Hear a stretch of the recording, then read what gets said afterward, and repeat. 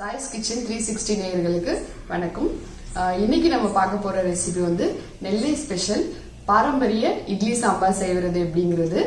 Maximum நம்ம daily இட்லிக்கு சாம்பார் தான் வச்சுட்டு இருப்போம். ஸோ இது கொஞ்சம் டிஃப்ரெண்டாகவும் டேஸ்டாகவும் இருக்கும். ட்ரை பண்ணி பாருங்க. வாங்க எப்படி பண்றதுன்னு பார்க்கலாம்.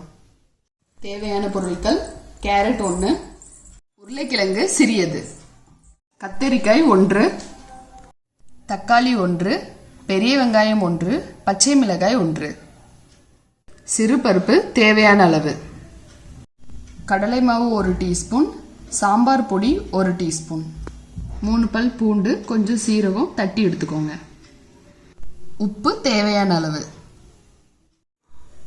குக்கர் எடுத்து அதுல நம்ம தேவையான அளவு எடுத்த சிறுபருப்பு, கேரட், உருளைக்கிழங்கு, கத்திரிக்காய், தக்காளி, பெரிய வெங்காயம், மிளகா பிளஸ் இது கூட கொஞ்சம் மஞ்சள் தூள் சேர்த்து ஒரு 3 விசில் வேக விட்டு தனியாக எடுத்துக்கோங்க.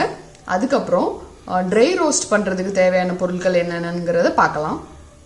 காஞ்ச மிளகா, முழு கொத்தமல்லி, அரிசி, கருப்பு உளுந்து, வெந்தயம் இது எல்லாத்தையும் ட்ரை ரோஸ்ட் பண்ணி மிக்சியில் பவுடர் பண்ணி தனியாக எடுத்துக்கோங்க. பருப்பு காய்கறி எல்லாம் நல்லா வேக வச்சு எடுத்தாச்சு. ட்ரை ரோஸ்ட் பண்ண பொருட்களை இது மாதிரி பவுடர் பண்ணிக்கோங்க. ரொம்ப பொடியாக்காம இது மாதிரி பவுடர் பண்ணிக்கோங்க. கடலை மாவையும் சாம்பார் பொடியவும் அப்படியே போட்டிங்கன்னா கட்டி ஆயிரும். ஸோ இது மாதிரி தண்ணியில் கொஞ்சம் கரைச்சி ஊற்றிக்கோங்க.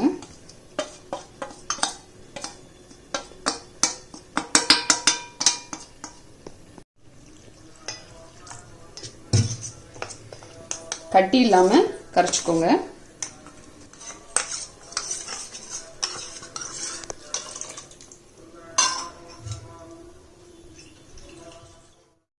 தேவையான அளவு தண்ணி சேர்த்துக்கோங்க.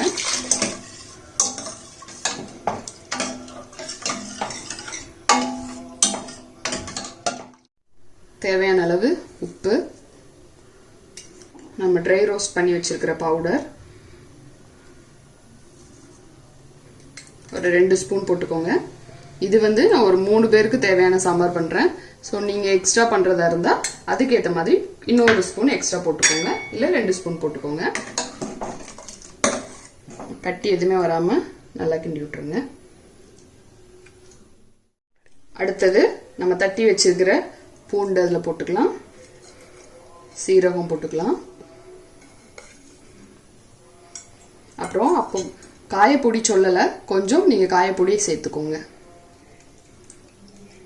பிளஸ் பூண்டு சேர்க்காதவங்க இது ஒன்றும் கம்பல்சரி கிடையாது, ஆப்ஷனல் தான். எல்லாம் சேர்த்த அப்புறம் இது மாதிரி ஒரு கொதி வந்த உடனே இறக்கிக்கோங்க. ஒரு பேன் வச்சுக்கோங்க. அதுல தேவையான அளவு எண்ணெய் சூடானதும் கடுகு வெடிச்சதுக்கு அப்புறம் கொஞ்சமா வெந்தயம் கம்மியா போட்டா போதும். முழு வத்தல் போட்டுக்கோங்க.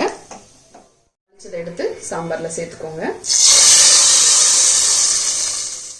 இதுல கொத்தமல்லி இலை தூவிக்கோங்க. இப்போ நம்மளோட நெல்லை ஸ்பெஷல் பாரம்பரிய இட்லி சாம்பார் ரெடி. நெல்லை ஸ்பெஷல் பாரம்பரிய இட்லி சாம்பார் செய்யறது எப்படின்னு பார்த்துருப்பீங்க. ஸோ நீங்களும் செஞ்சு பாருங்க, டேஸ்ட் பண்ணி பாருங்க, எப்படி இருக்குன்னு கமெண்ட்ஸ் பண்ணுங்க. தென் உங்களோட ஃப்ரெண்ட்ஸ்க்கு ஷேர் பண்ணுங்க. நம்மளோட சேனலை சப்ஸ்கிரைப் பண்ணுங்க.